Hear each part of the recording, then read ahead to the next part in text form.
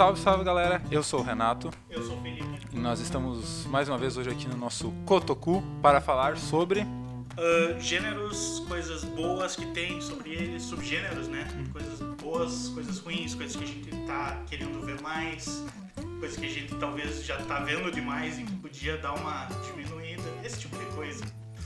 Então eu acho que dá pra começar com coisas que a gente tá vendo demais, que incomoda um pouco por estar saturado, por a gente ver muito recorrente, coisa assim. E eu acho que nada mais justo do que começar com Isekai. um subgênero. Subgênero, pra quem não conhece, é um subgênero de onde o personagem principal é removido da sua situação comum e levado a um mundo fantástico ou extraordinário. Por isso que é o nome do Isekai, né? Isekai tem a ver alguma coisa com o mundo e coisa assim. E aí... e nesse mundo ele é apresentado a elementos fantásticos, magia, aventuras e tudo mais. Leia-se Sword Art Online, que é um dos exemplos mais famosos, mas tem outros também. Talvez o primeiro, assim, que a gente pode conotar, assim, dizer assim, tipo assim, que fez o sucesso e que abriu uma porteira, assim, que depois parece que nunca mais fechou, que é a porteira do... Eu fui para um jogo, um universo de jogo de computador, fiquei preso lá dentro, e lá dentro eu sou o cara OP, level 99, e todo mundo é levelzinho 10 ali. Então, eu diria assim que o Sword Art Online, pelo menos a primeira temporada, né, que foi o que fez o sucesso estrondoso que foi ali, e todo mundo falava e era comentado e tudo. E a música virou não sei quantos clipes de AMV. AMV, assim. Exatamente. E aí, tipo, tu tinha um personagem assim que começa a ser mostrando um personagem assim, ó, até certo ponto assim, inseguro, mas no final das contas ele é overpower, e as pessoas que ao redor ali que começam a perceber que ele é overpower, assim, tipo, oh, nossa, de onde é que tu tirou isso? Onde é que tu tava? Onde é que tu foi? E tudo. Mas é que ele também tem uns trauminha, daí por isso que ele não sai passando a espada em todo mundo. Então, assim, ó, ele tem a moralidade dele, os bons princípios e ética, mas o que eu só queria classificar, assim, ó, botar digamos assim, um parênteses, é que Sword Art Online ele foi, na minha concepção, obviamente, né? Cada um pode ter a sua opinião sobre isso. Como, na minha opinião, ele foi do 8 ao 80.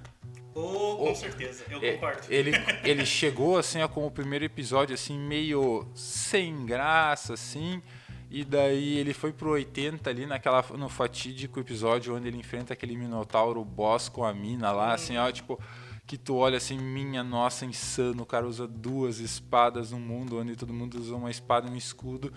E aí depois voltou pro 8 com a segunda temporada, que na minha assim, no meio da opinião... decaiu consideravelmente. Exatamente. E eu acho que não é só tua opinião, é a opinião de muita gente. Eu também não gostei muito do segundo arco. Do segundo arco, porque o segundo arco, assim, ó, ele coloca a questão, assim, do tipo assim, ó, literalmente ele vira um shonen...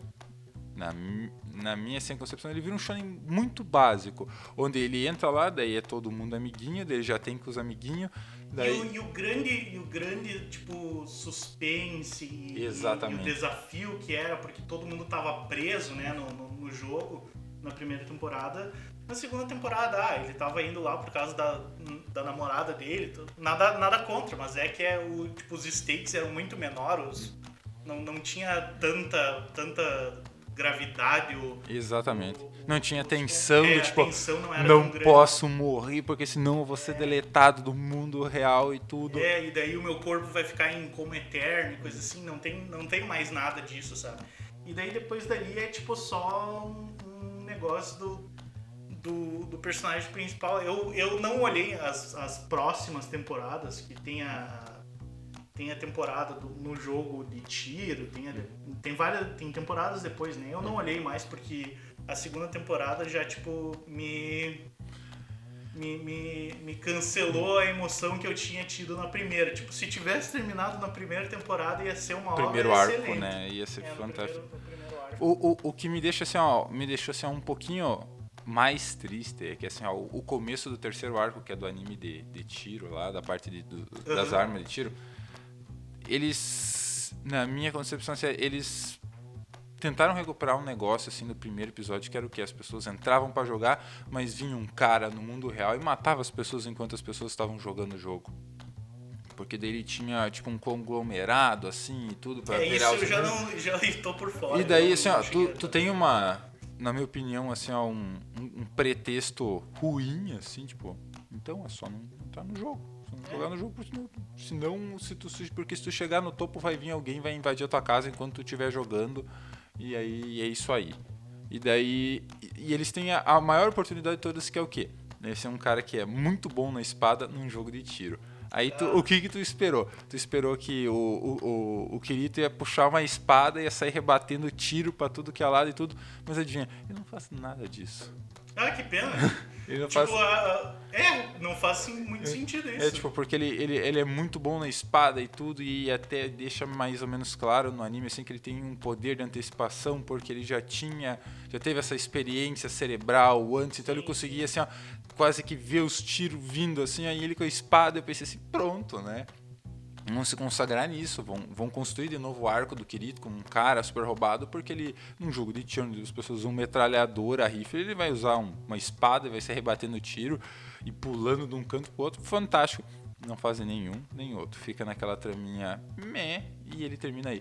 Então, assim, ó... E uma coisa que eu ouvi dizer sobre o terceiro arco, esse dos tiros, mas que eu já deu pra ver no segundo arco, é que o negócio foi, tipo, tomando uma direção, em vez de continuar com aquele tom mais aventuresco e mais tipo, tem uma trama principal e se conta as aventuras dos personagens ao redor daquela trama principal, tipo, começa a cair um monte de romance, assim, no colo do protagonista, e acaba virando, tipo, um pseudo-harém bizonho que, tipo, não é o que eu achava legal, pelo menos no início. Exatamente. Sabe?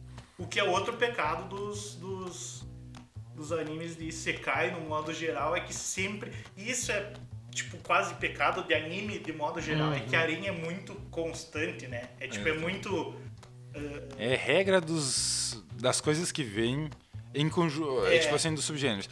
Se vai ser Isekai, também tem que ter harém, também tem que ter ação e tem que ter mais isso.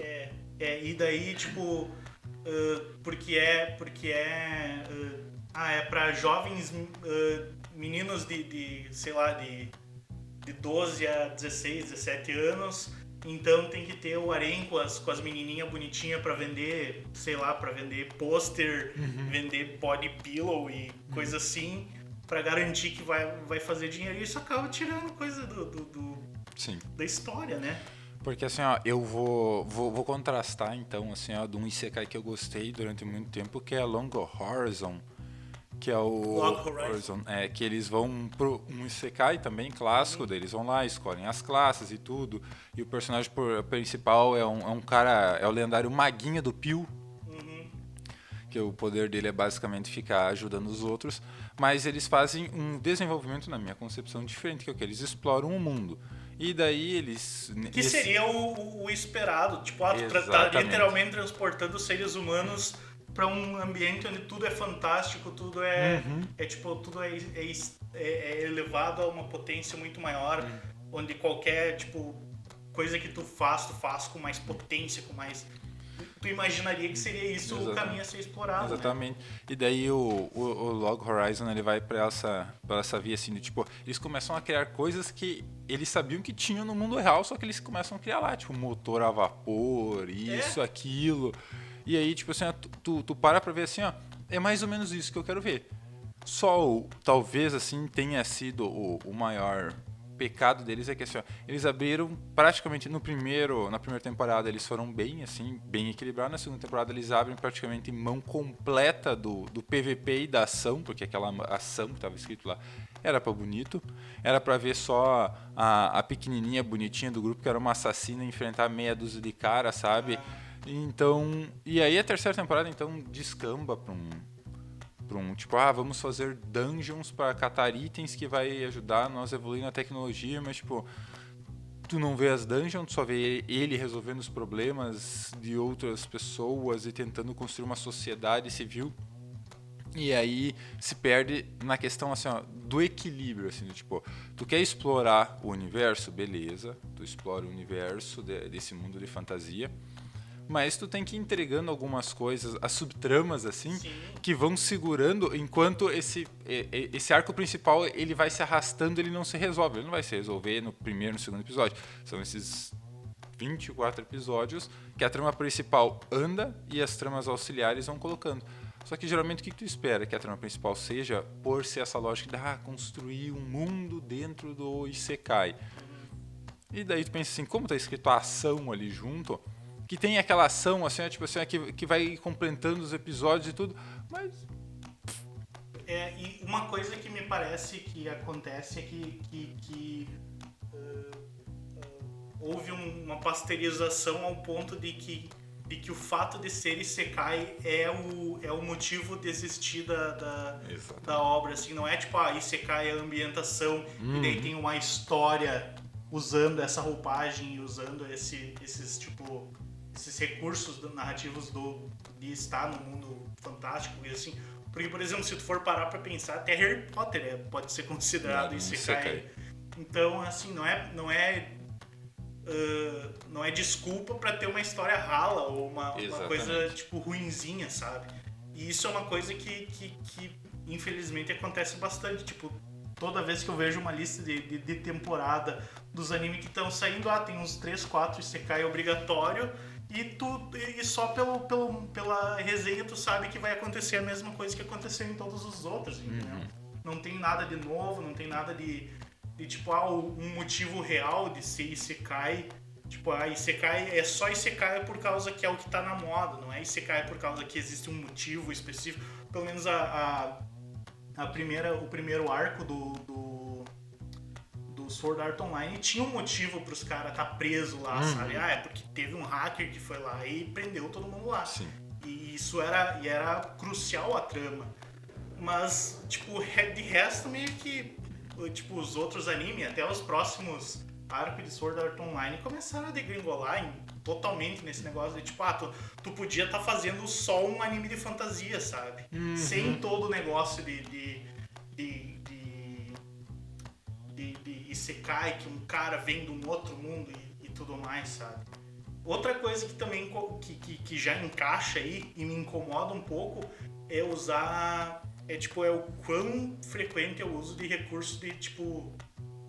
De jogo, de RPG de jogo, pra ilustrar poder das pessoas, entendeu? Exatamente. Tipo, meio que parece que passou o tempo onde o cara demonstrava ser foda por ser foda. Tipo, tu via o cara destrinchando uma tonelada de bicho numa guerra ou alguma coisa assim. Ele entrava em conflito com personagens muito poderosos e saía vitorioso. Não, agora tipo, ele abre uma janelinha e daí tá escrito, ele é muito poderoso. E tu aceita por causa que tá ali na página... Que Mas tu não vê nada de tipo, ele demonstrando esse poder ou como ele conseguiu esse poder. Não tem mais aquele negócio, por exemplo, o Guts.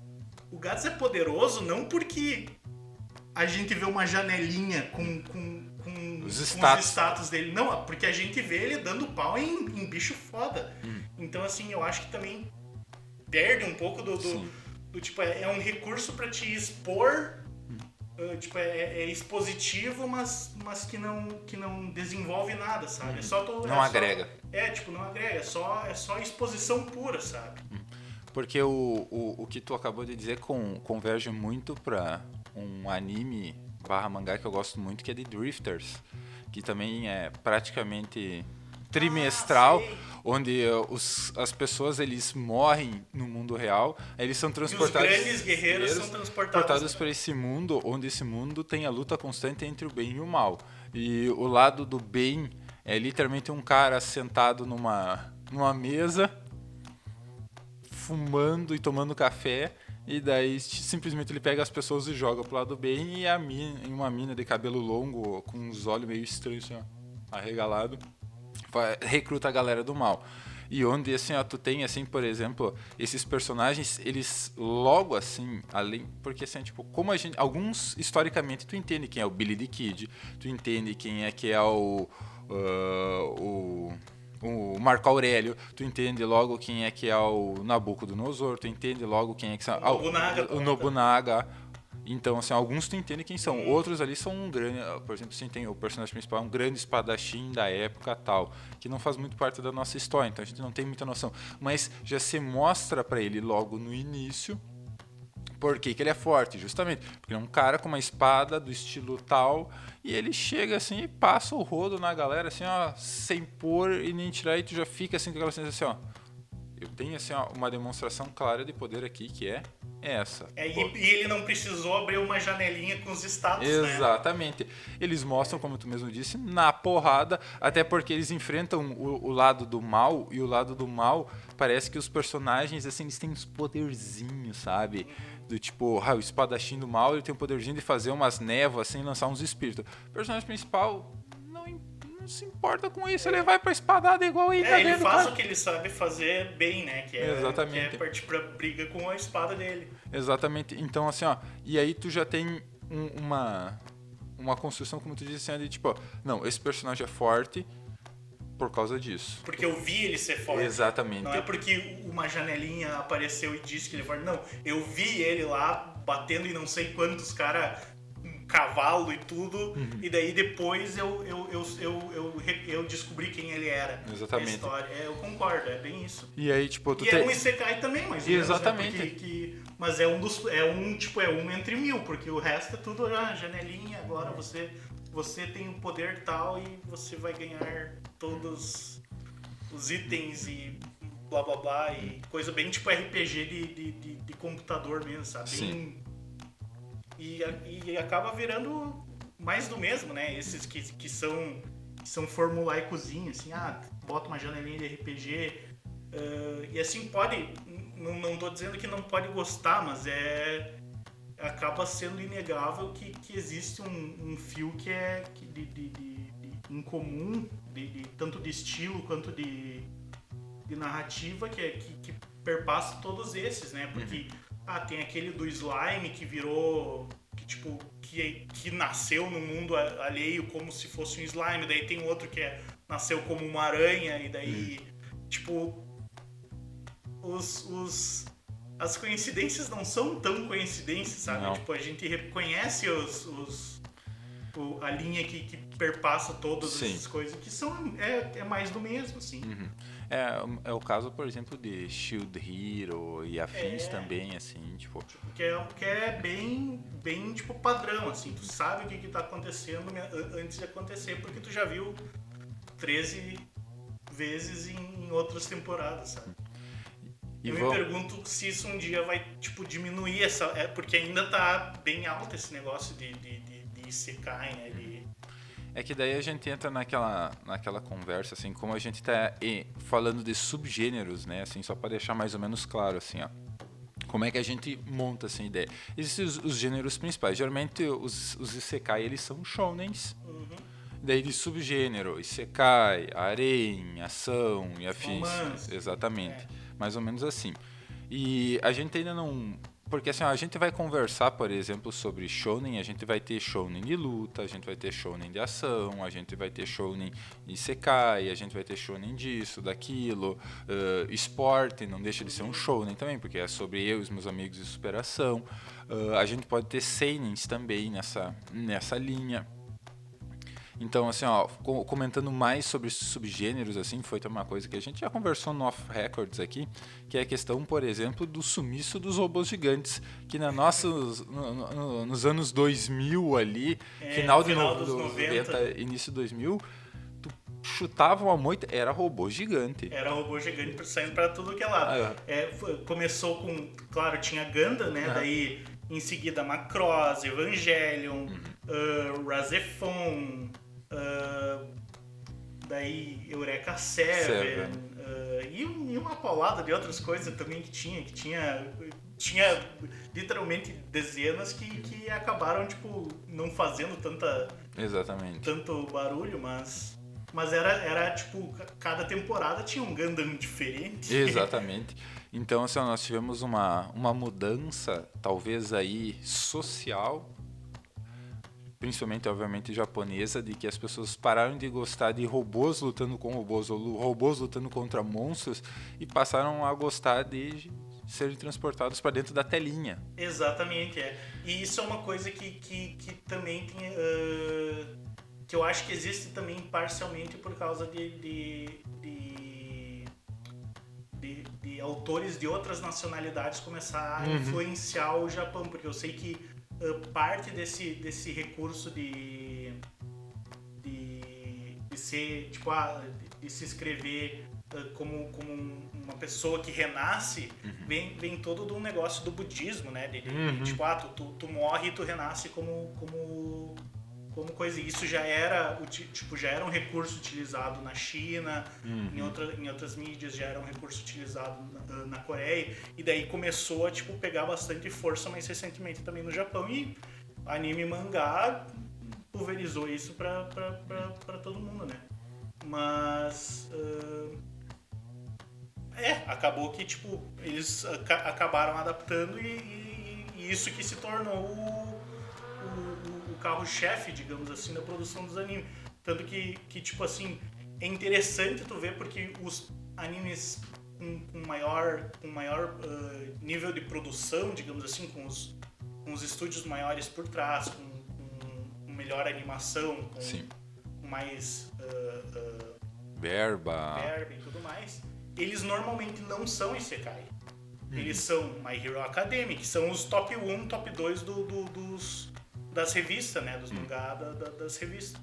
E eles normalmente não são Isekai, mas mesmo assim tem um monte de rastro de Isekai, que normalmente vem de light novel, vem de webcomic, vem de jogo de computador, daqueles dating simulator.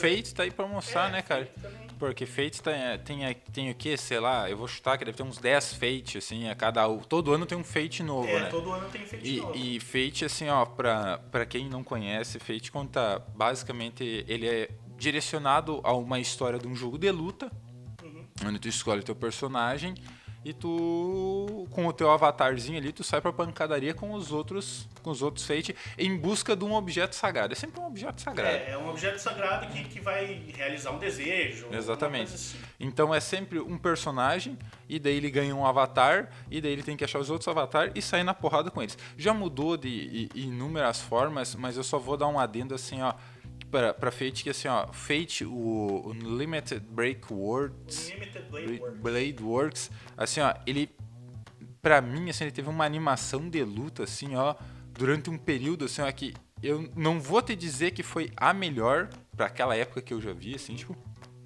porque, obviamente, na minha época você não tinha um leque tão grande, assim, de animações, assim, mas as animações de luta, assim, ó, elas eram com uma animação mais fluida, assim, ó, que te dava gosto de ver, assim. Sim, tipo assim, sim. oh. É que, assim, Fate, a série inteira de Fate, depois que eles lançaram Fate Zero, porque historicamente Fate começou como um jogo pornô, né? Ele era um jogo de dating simulator, onde tu controlava o personagem principal, que é aquele cara que mexe em coisa mecânica, que consegue consertar coisa. E ele é daqueles jogos onde, tipo, tu pode fazer o caminho pra namorar uma pessoa, daí depois tu faz o caminho pra namorar outra pessoa, depois pra namorar outra pessoa. E teve anime de várias desses caminhos, né? Tanto que o primeiro Fate, que é o Fate Stay Night, é o caminho dele, eu acho que indo namorar com a Arturia. Enfim. E daí veio o Fate Zero, que tipo, aumentou o budget, porque o primeiro Fate fez bastante sucesso. Daí o Fate Zero, que conta a origem do jogo, que conta tipo, a geração anterior dos lutadores, da luta pelo Graal.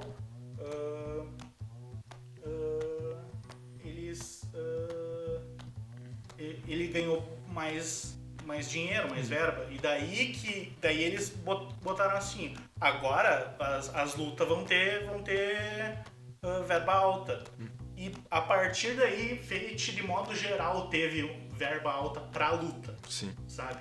Tipo, todas as animações de Fate tem umas lutas bastante bonitas, assim, acima da média do que tá do resto, assim, porque eles pegaram, esse daqui vai ser o nosso carro-chefe, então vamos animar sempre as lutas mais foda.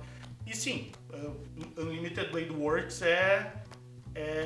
tem umas lutas que são sensacionais, assim, que são extremamente dinâmicas, muito bem coreografadas. E... Tá, vou dar uma adendo então, assim, ó. Não seria... olha a teoria conspiracional. Não seria Fate um Isekai, ao contrário, porque os personagens vêm daquele mundo pra cá. Mais ou menos. Um Isekai, ao contrário. É o reverso. Em vez de tu tá indo pro mundo, tu puxa as pessoas pro teu mundo. É mais ou menos isso mesmo. Porque é tudo as lendas, né? Cada avatar é uma figura lendária. Exatamente. A única coisa assim é que eu fico meio assim com os personagens, com a figura lendária assim, ó. Por que metade deles tem que ser mulher? Por exemplo, assim, ó, Lancelot era uma mulher. É por causa que eles ainda estão segurando nesse negócio do tipo do harém, sabe? Porque ele veio de um jogo de harém, de um jogo de namoro. Então eles querem manter, porque claro, isso naturalmente vai levar tipo, a vender boneca pelada das personagens femininas. Então quanto mais personagem feminina, mais dinheiro eles vão ganhar. É porque assim, ó, o que me surpreende é que assim, aqueles mousepad com os tetame, coisa assim, esse tipo de coisa. Porque assim, ó, o que me surpreende é que assim, ó, pegando exemplo, eles colocam, por exemplo, assim, ó, o Drácula, um cara assustador mesmo, magrão, alto assim, ó, e daí Lancelot, uma guriazinha loirinha, baixinha, no melhor estilo Loli, assim, eu fico pensando assim, ó, o arqueiro também, sempre o mesmo cara. Mas que o arqueiro é por causa que. E daí, tipo, o arqueiro, por sinal, ele não é uma lenda. Não? O nome dele é Arqueiro. É por causa que. Ele é o único que sobreviveu a todos os Fate, pelo jeito, né? Não, é que tem. Tipo, o buraco é muito mais embaixo claro, do arqueiro, claro. né? Então, tipo, se tu sabe a história do porquê o arqueiro é o arqueiro, tu sabe por que ele tá lá. Mas é e tu sabe que ele não usa arco, né? Tu sabe que ele não usa arco. Ele usa duas espadas, ele usa lança, ele usa tudo menos um arco. Mas ele é um personagem importante por causa de uma das linhas da história do mundo de Fate. Vamos então... Então vamos seguir para outros subgêneros que tem prós e contras. E eu trago à tona o gênero de Slice of Life, que para quem não sabe é aqueles anime, aquelas histórias que se passam no dia a dia assim, das pessoas, que o interessante não é uma batalha épica pela defesa do universo, pela defesa do mundo. Não, tipo, o interessante é ver os personagens interagindo. Às vezes tem romance, às vezes tem drama e coisa assim. Mas um problema que eu tenho com Slice of Life é porque todo Slice of Life, ou melhor dizendo, quase todo Slice of Life é escolar. Claro, eu entendo que é feito pra gurizada no Japão que tá na idade escolar, então é pra eles se identificar com os personagens e tudo mais, mas não tem um que salta fora dessa fórmula. É Slice of Life escolar, daí tu vai ou pra comédia ou tu vai pra drama romance. E é isso, assim. E daí tu vê os personagens interagindo. E isso me incomoda um pouco, porque eu acho que tem potencial de tu fazer Slice of Life em outros ambientes, sabe? Tipo, no trabalho, Slice of Life, tipo, em outros, em outras circunstâncias. Tu tá querendo me dizer praticamente um The Office, assim. Também poderia. Friends. Por exemplo, um que eu ainda não assisti, mas me falaram que é bom, é Odd Taxi, que é de um cara que tem que ele tem um problema mental, que ele não consegue mais ver pessoas como pessoas, e daí ele começa a ver todo mundo como bicho, como animais, diferentes animais. E ele é taxista. Então tem um pouco desse negócio do dia a dia, de ser corriqueiro, mas é diferente, entendeu? Não é vou pra escola todo dia de manhã com a torrada na boca, correndo porque eu vou me atrasar, e todas essa lista de coisas que quase todos têm que acontecer para ser considerado um slice of life normal, entendeu? É que assim, ó, eu vou fazer um parênteses aqui, que assim, ó, eu vi bons slice of life nessa vibe escolar, mas assim, ó, a vibe escolar não era o principal ponto. O que eu vou te dizer assim? Por exemplo, aquele das menininhas do acampamento. É um slice of life, mas eles abordam de onde elas estão na escola, só que eles falam muito mais do clube de acampamento e falam sobre acampar de noite, os itens que tu tem que levar, forma de tu armar a barraca. Então, assim, ó, salve como tu mesmo disse, assim, ó, esses diferenciais, assim, tu tem algumas coisas aí, a gente vai entrar, obviamente, num território muito amplo, que é a questão, assim, ó, o quanto nós temos de produto produzido muito bom, produzido por talvez um grande estúdio, assim, ou um estúdio menor que acertou em cheio, assim, e construiu um negócio muito inovador, ou o produto padrão para fazer uns pila. O que eu acho que, tipo, vai ser uma coisa que vai acontecer com todos os gêneros que a gente vai criticar aqui, que é quando o negócio é meio feito só pelos pila, né? Exatamente. Quando pra quem não é gaúcho, pila é dinheiro, tá? Exatamente. Exatamente. Os trocados ali, porque assim, ó, o que a gente tem plenas condições aqui de dizer, sim. Que assim, tipo, não é errado dizer assim que, como a gente vê, por exemplo, assim, ó, com a ascensão de Sword Art Online, uma porrada de estúdio depois veio com similares. Com os genéricos. Exatamente, com os genéricos. E para tentar surfar nessa onda e fazer o máximo de sucesso que conseguiu. Com o Slice of Life não é diferente, assim, por exemplo. Tem slices of life que são extremamente com uma história redondinha. Exatamente. Eu concordo, mas o que incomoda é o que... E o que acaba voltando, né? Tipo, o problema é a preguiça em escrever uma coisa boa, né? Não é tipo, o subgênero tá lá, tu pode usar ele ou não, mas se tu escrever uma história meio porca e não se esforçar em fazer um negócio bom dentro daquilo, vai acabar ficando, tipo, ruim. Tu vai ter que bater todas as casinhas, vai fazer o checklistzinho lá pra garantir que vai vender o número mínimo de volumes, se for mangá, ou de DVDs, de Blu-ray se for anime, e é isso, e bate pra outro, entendeu? E aí, se tu parar pra pensar assim, ó, que é muito difícil, na minha cabeça, assim, eu pensando, é muito difícil tu criar um anime, digamos assim, ó, onde o personagem principal seja um cara, assim, ó, minimamente cativante, vou botar entre aspas assim, cativante, num anime onde assim, não é esperado nada demais dele. Eu entendo a questão de subgênero, que a ideia é você se identificar com o drama ou com a questão psicológica do personagem dentro do Slice of Life, mais próximo ali, o recorte da vida, né? Uma fatia da vida.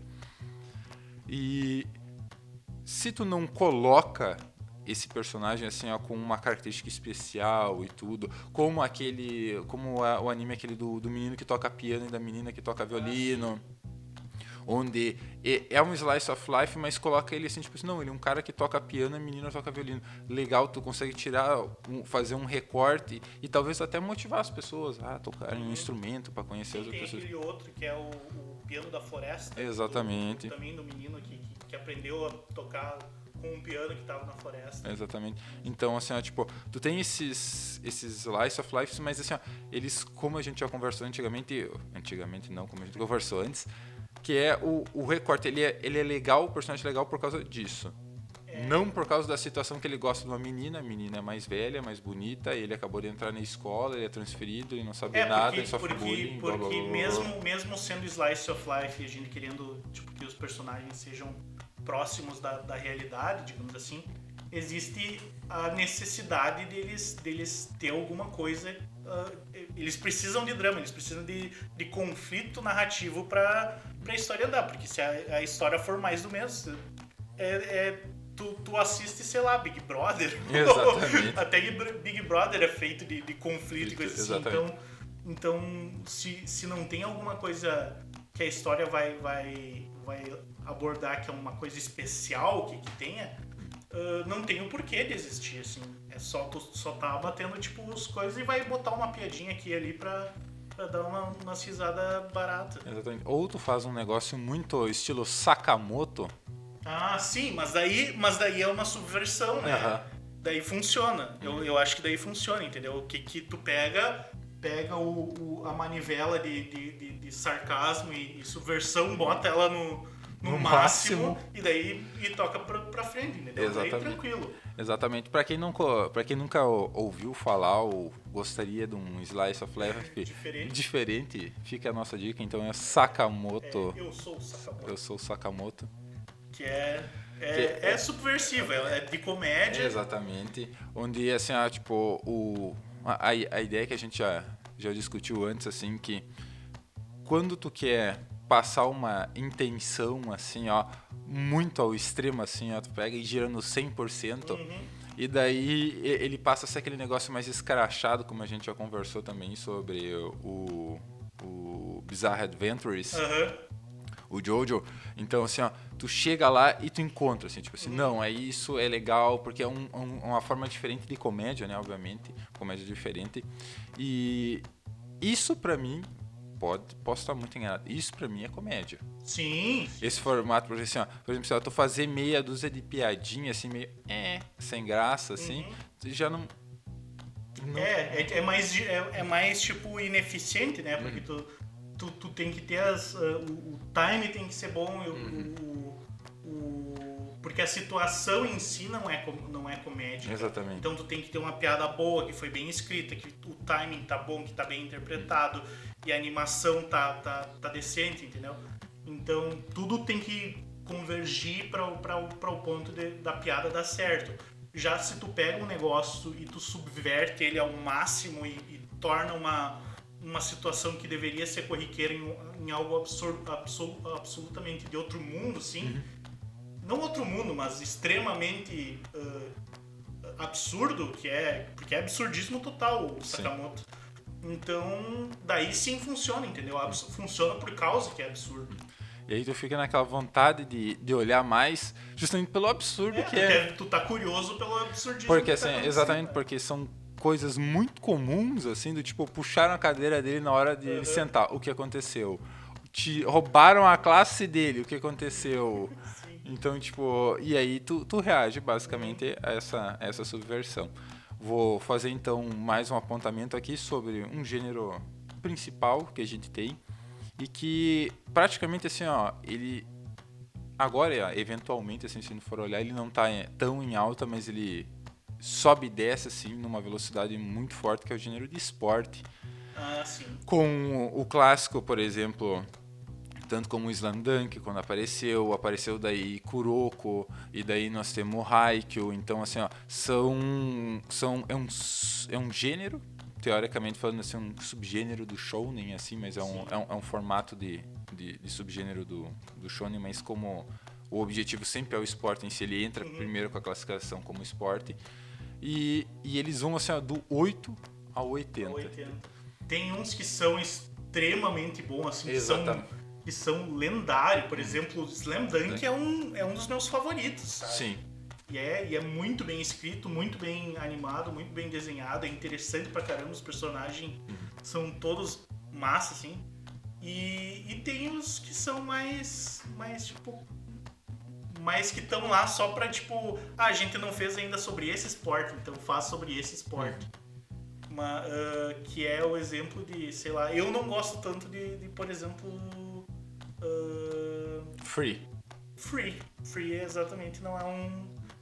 É que Free é mais eye candy pra menina, né? Mas é um que eu não... Tem aquele outro de bicicleta também.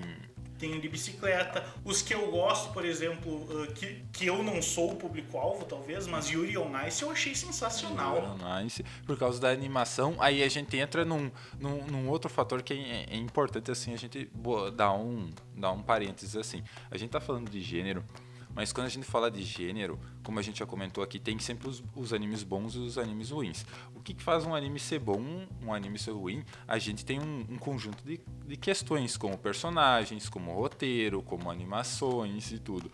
Como Yuri on Ice é um anime de patinação artística, o que tu espera? Ou ele vai ter um currículo, assim, tipo assim, de vários animadores bons, roteiristas bons, personagens muito bem construídos, ou ele é muito bom em alguma coisa. E, na minha opinião, foi a questão de Yuri on Ice, que é a animação.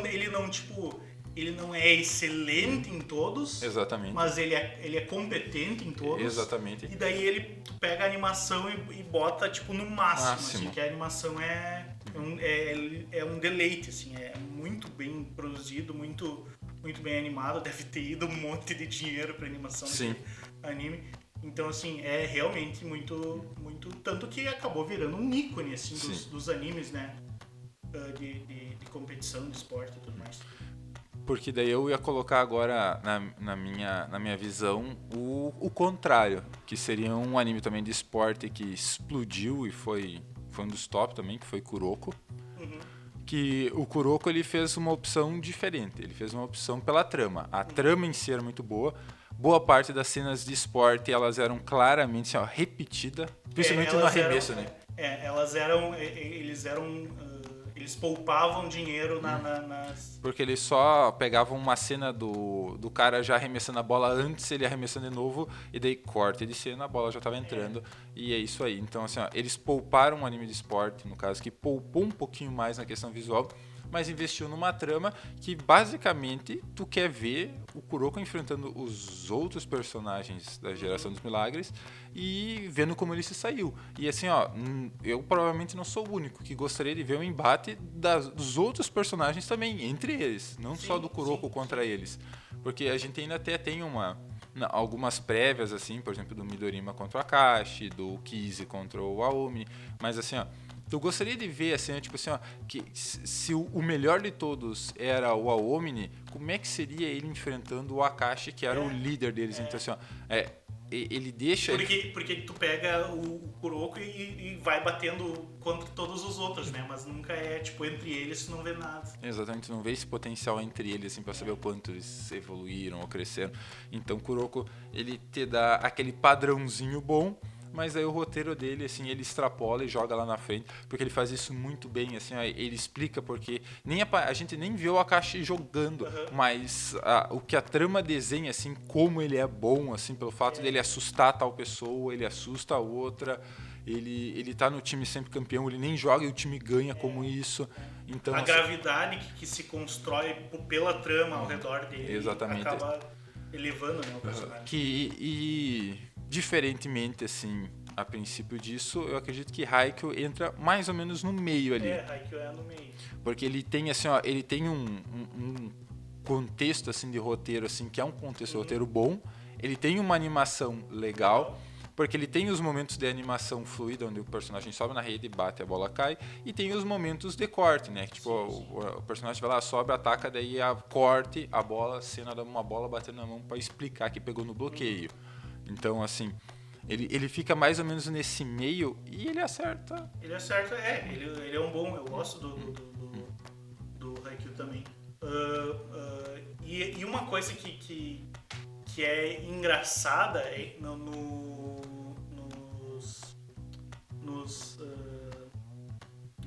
nas histórias de esporte, né? É como eles tendem a ser mais consistentes em termos de fluxo narrativo do que outros, tipo, que talvez sejam de ação, coisa assim, que dependam mais de subir e descer a tensão narrativa. Os de esporte, eles são mais consistentes em fazer, tipo, isso durar mais e funcionar por mais tempo. Porque talvez pelo fato de que ninguém vai ter que morrer, talvez pelo fato que tipo, os riscos tomados pelos personagens não são, tipo, nível de destruição do universo e coisa assim. Então, eles acabam conseguindo, tipo, manter essa bola picando por mais tempo. Isso é uma coisa que sempre me impressionou nas histórias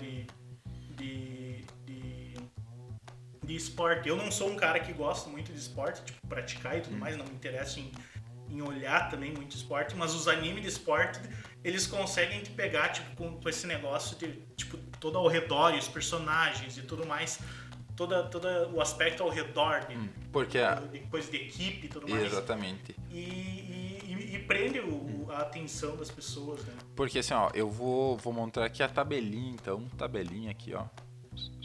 O quadradinho aqui, ó, mágico, dos animes de esporte, como é que eles funcionam. A primeira parte da trama sempre é a chegada do protagonista e quase sempre o time não existe, ou se o time existe ele está em frangalhos, o protagonista quer reerguer o time. Então, geralmente esse primeiro arco vai de 3 a 4 episódios, ponto. Depois disso, eles começam a se preparar para entrar na primeira competição escolar deles ali. E daí eles se encontram provavelmente, ou tem o primeiro jogo com o rival deles. E daí tu tem uma noção ali de que se vai ser fácil, vai ser difícil, ou se o personagem tem muita estrela ou pouca estrela, coloca-se a situação no primeiro jogo. E daí nós temos daí a volta, que é o segundo conflito, é que se o fato deles tem que melhorar muito para entrar na competição, porque a competição está em outro nível, ou tem uma outra pessoa muito boa lá, então eles vão lá, melhoram, eles entram na competição, e daí a cada 2, 3 episódios eles enfrentam outro time e assim por diante. Essa fórmula é uma fórmula básica, é um clichê, digamos assim, né, é o padrão, mas é um padrão assim, ó, que ele pega a gente porque ele é bem feito. Porque eles conseguem construir assim na nossa cabeça assim, a real dificuldade. Slamdunk daí obviamente vai focar mais na questão pessoal deles, da relação deles, isso e aquilo. O Kuroko joga praticamente tudo em cima das costas da história, de quem vai estar lá e tudo, assim, não foca tanto na questão do time em si, mas foca mais na questão de os adversários do Kuroko, o desafio que vai ser os times que estão lá. Haikyuu também, o desafio é o time daquele cara, o desafio é o time daquele outro cara. Então assim, ó, tu fica assim, ó, porque tu consegue desenvolver ainda dentro do jogo também as subtramas, ponto, que são questões como confiança. E elas que dão um corpo, né, exatamente, que preenchem todo o redor dos personagens, do plano de fundo e tudo mais. Fica então, eu vou comentar que eu nem sei o nome, mas um anime de esporte que eu absolutamente não gostei, mas e tem uns 20 segundos, eu acho que mais hilários da minha vida, é um anime de futebol onde o time brasileiro tá sambando no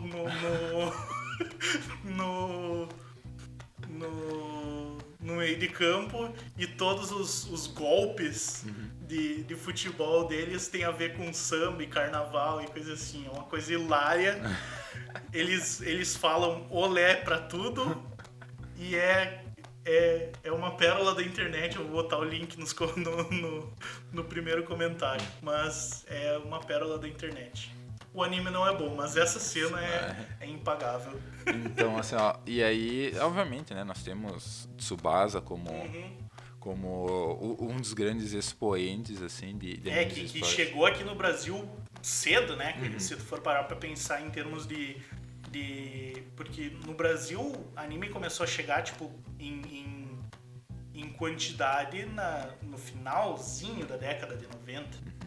E Tsubasa tava nessa primeira leva de anime que chegou, tipo, tem Inuyasha, tem Yu Yu Hakusho e tem Tsubasa. Exatamente. Sabe? É bem interessante.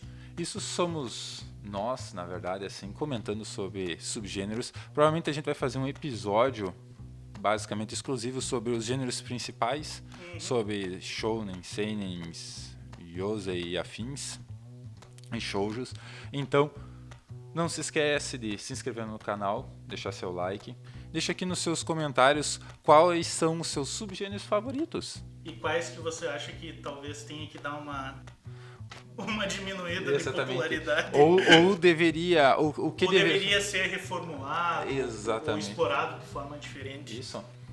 Até a próxima. Até mais.